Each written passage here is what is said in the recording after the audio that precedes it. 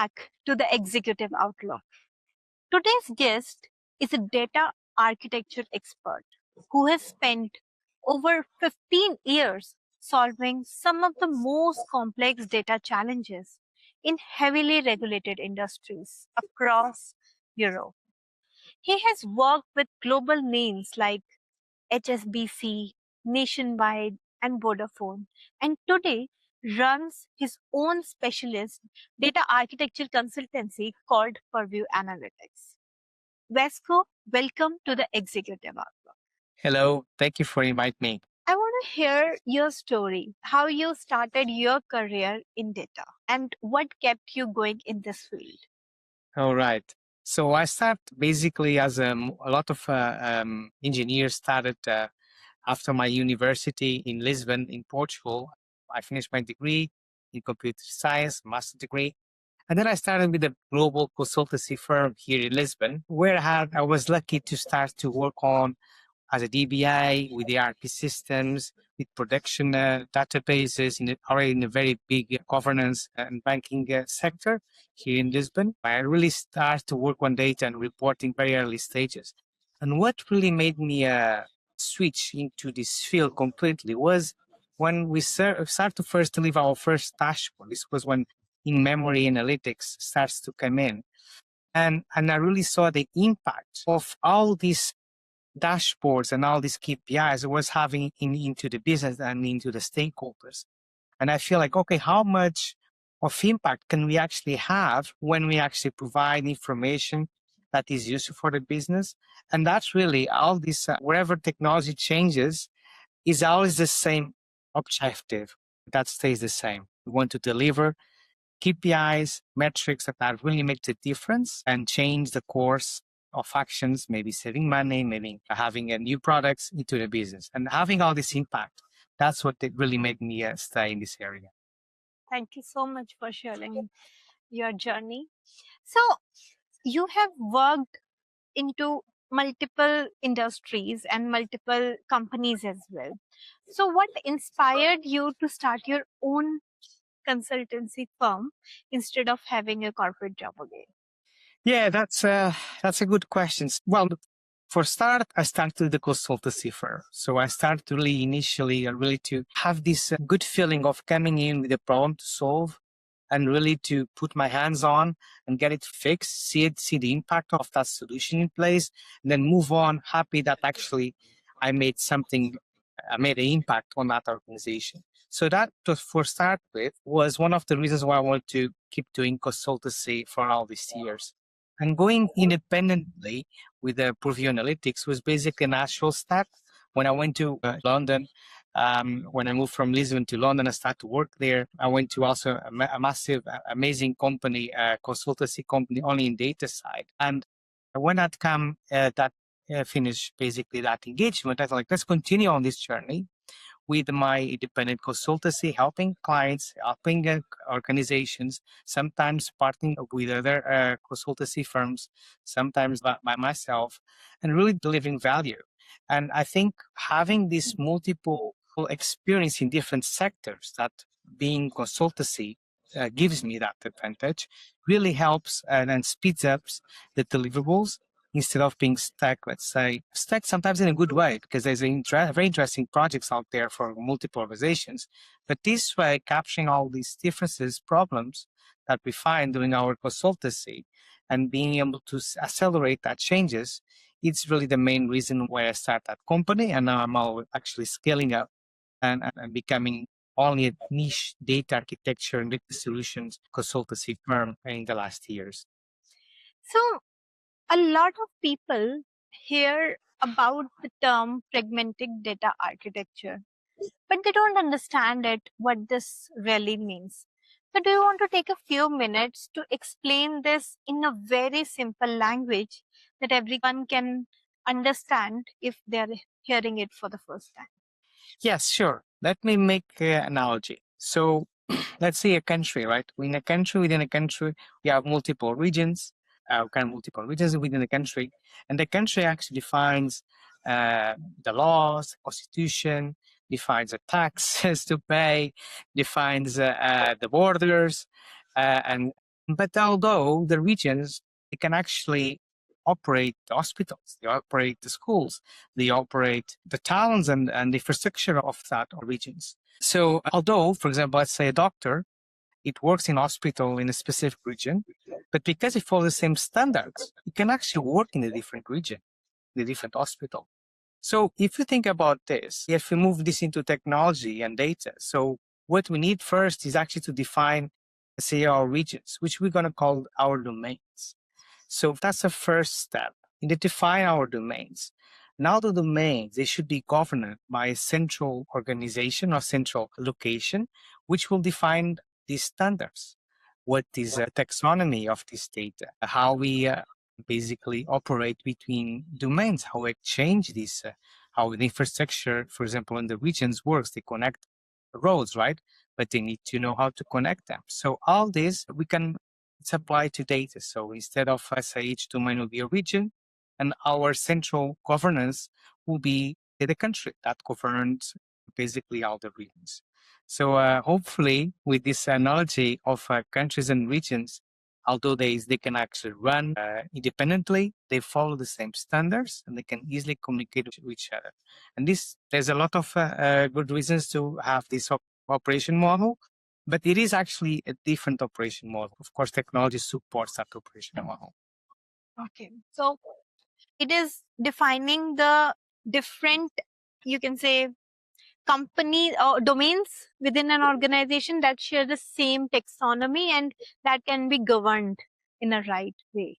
Exactly. So this central organization, they will define the standards, the principles, but then each domain, they should be able to actually, they know better than anyone their data, right? Their issues, their problems. They're going to be able probably to fix them quicker and at least have a better judgment about if they are good or bad. But we can still be able to operate between regions because we speak the same language. We might use the same common data model. So we don't have misunderstandings about concepts or entities. So in this sense, so they should need to have this governance in place, indeed, but they operate independently. So it doesn't become a jungle that everyone does their own thing, but they can actually do it within the standards and within this framework. So is the federated architecture something every company should be thinking about, or is it only for the specific companies or organizations? Well, definitely not for all the companies.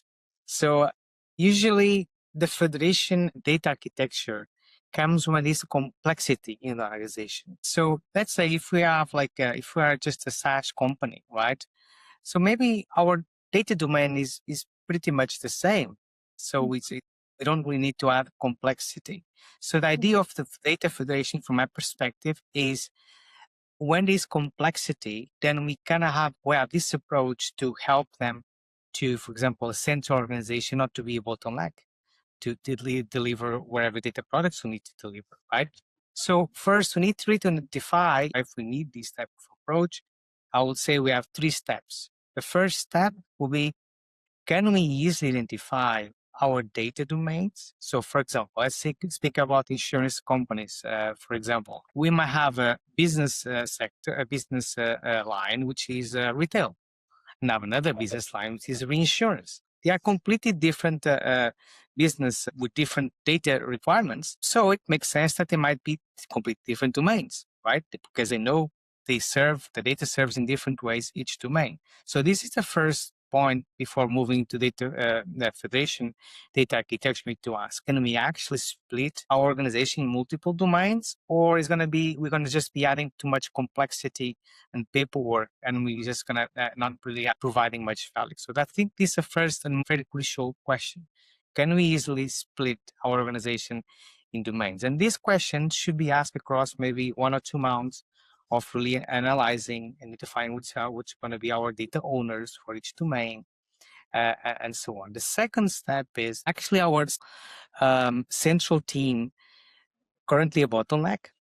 So we're not able to move on as a speed we want because, there's a queue of things to be delivered and they are not able to deliver that in the pace that the business needs. So because if they are a bottleneck, then might be like already a yellow flag that Federation might help, because then we're going to have doing each specific data product within each domain, because each region have their own dependency to do it. And the third one is to actually have the governance maturity. So do we actually have the governance body that is going to enable us to follow the same standards and the principles and in place that can then basically define these rules? If you have these three components, then yes, you're a candidate. If not, I think it's better to stay in a course of simplification and keep the thing central. Amazing. So, if we use the fragmented architecture as per our scenarios within the companies, that okay, this is something we needed, let's go ahead and implement it. So, what will be from the business perspective, the business outcomes that they will be benefited from it? Like, what is the benefit of implementing it? Yes, the main benefit is, so let's say one benefit that we can achieve is, as we have closed the data, our data products or dashboard. When I call data products, of course, reports, dashboards, whatever is this data product that we have, is close to the source, right? So because it's people know better about the data. So I expect better quality, because on the perspective that what we deliver is always something that we know is going to really have a big impact, because we are close to the people that really know the data and really understands what they need to make better decisions and to support their business. So that's one. So close domains, they know better what they need, so they can make better choices and develop something that is more aligned with the business of that domain. The second one is that if there's a big queue for the central team to deliver something, so then of course, then we'll be considering that we're going to have multiple teams each one doing their own domain, the queue is going to be less, because you're going to be only working on their specific domain products. And then there's, of course, some organization challenges that with federation architecture we can also solve. So let's say we have a big organization that actually is acquiring companies. So if we have a data federation architecture in place, acquiring the companies might be easier to set up, right? Because then you have everything ready to then acquire, let's say, a new domain of your business over into a domain, for example, if that's your domain boundary that you define, and then the things can merge easily into the organization. So some of them are challenges, some of them are technology challenges and improvements. Okay. So, do you want to share any project experience you had over as you have worked 15 years into this field with so many big companies? So, any use cases you have solved or the challenges in the project that you have worked on? Well, a lot of challenges, but when with challenges come also solutions, and sometimes great solutions. So, but this one, for example, I can share with you, was kind of a big challenge at that time. So there was regulated insurance company. They were doing amazing project where they were migrated from a legacy system into a brand new system. Everything was moving, was looking perfect on the paper. But there was a catch, and that was, I found out later how much big that catch is. Most the development was of that migration pipelines were done, for example, a few years ago. And then everyone just put it there, stopped there for a while until they were ready, let's say, to move on to actually basically, because on the migration, we need actually to have the target system ready. So the problem is with these migration projects, for example, where data is crucial, because it's not only about the system needs the same features, they also have to have the same data than the whole system, right? So stopping sometimes the process and reactivating them, there's a big cost. And we've actually paid that price, because then when we're trying to reactivate, there was a complete disalignment between what we actually, the mappings were done, for example, at that stage, and the mappings at that current stage. This causes a massive headache, a little bit headache, let's say, because you have to really to read all this process. That made me think that, sometimes, especially on migration projects, the first thing we need to do is stop and understand if we still have the same problems, or what is the scope, and identify exactly the scope. Because if we did it a few months ago, from 1 or 2 years ago, the things have changed because the business carry on. And these such big organizations, sometimes we're sitting back and really, okay, for some reason we didn't move on 1 or 2 years ago. So now to move on, actually, there's a cost of actually reactivating it, right? And this comes with the price of workshops, again, data owners. One thing we did that really helped us at that time was I defined data stewards in that project. And at least the data stewards were able not to correct the past, but at least to not make the problem bigger on the present. So every time there was a change on the reporting area, and they will be like communicating that changes. So we know, okay, now we need to actually make some changes on our reports because their legacy ones actually been changed. Or if there was a change on the target system, then we need to say, okay, now we need to fill in this new field or this new data entry, right? So all these communications between the team that we use in our case, the data stewards, really help us to at least to stop a problem, but not to continue. And then with this communication in place, then start to go back and see what actually was our gap. That is a very important one. And also another learn I had, it's sometimes as a data architect, we really have a lot of impact on the target solution. And sometimes with the information we have, a specific solution might sounds great. As we go through the project, we understand that, oh, actually, this variable was not considered, or this variable was not been taken into account. That was such important one that might have more priority than another. And there is no problem really to, as we discover and identify new variables, to redefine and redesign our architecture.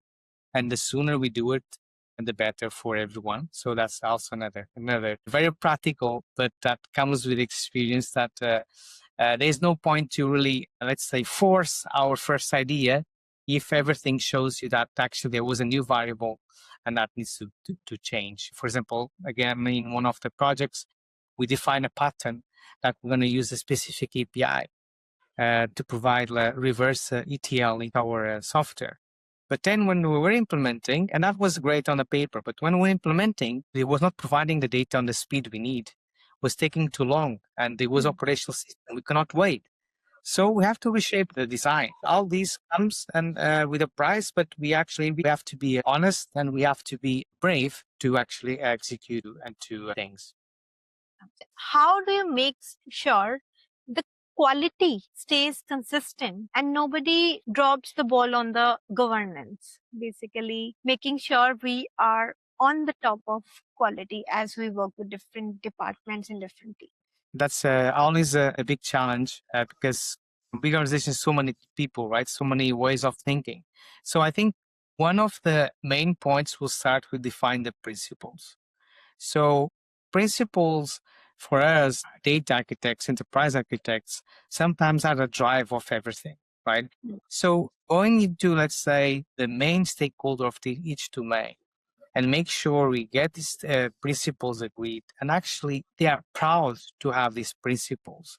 So I'll call this culture shift that, okay, we really like these principles. We really feel like this is a principle that we should, is good for the organization. Might be the principle of any person that owns a specific data is responsible for the KPIs of that data. So he owns that data, so he's actually going to be the last person to say how it should be calculated, for example, what should represent to the business, what is actually his conceptual meaning, right? So, or for example, a principle that each time we share the data, we have to have a contract in place. So we tell them, okay, this is what you're going to expect to receive. So all these 2 or 3 or 4 or 5 principles is, let's say, that what I feel is the first structure of our house to really have a good quality. And then second, so after having these principles, is to define then as the principles and the standards and the best practices, they start to go from there, right? They start to come from that principles. And then having this principle accepted, best practices and the standards, they are more easy to be accepted because there's a reason behind the scenes. Because if not, people say, why can I follow this standard? Why can I actually have this trouble? I've been always doing the things in a different way. But we have these principles in mind. Okay, this principle means that we have then to have this specific practice, best practice, and this defines this specific standard. And people start to really to coming together and really to follow the same patterns and the same standards, and the things start to be more easy to. And then the quality also is built on top of that, because then the same standards, they end up giving more quality to the work. With people change, people move on, team changes, but then the standards, they keep providing this insurance of quality of our process, and then of course the quality of the data. And then of course there's already a lot of technology as well that help us with data catalogs and have this metadata that supports as well. We identify exactly where things are, and then we know who is going to be the owner. All this is supported with technology that we currently have, which then enable us to really to put this in practice. I think that's such an interesting insight. Thank you so much for sharing that. Yeah. For sure. I mean, this has been a really insightful conversation. And the way you have shared your journey, your experiences, specifically in the architecture and the strategy of the data, it was really amazing. Yeah, I hope I contribute to to add some more information about this architecture that we're currently implementing in a lot of places at the moment. Thank you so much. Yeah, all right. Thank you very much as well. And nice to speak with you.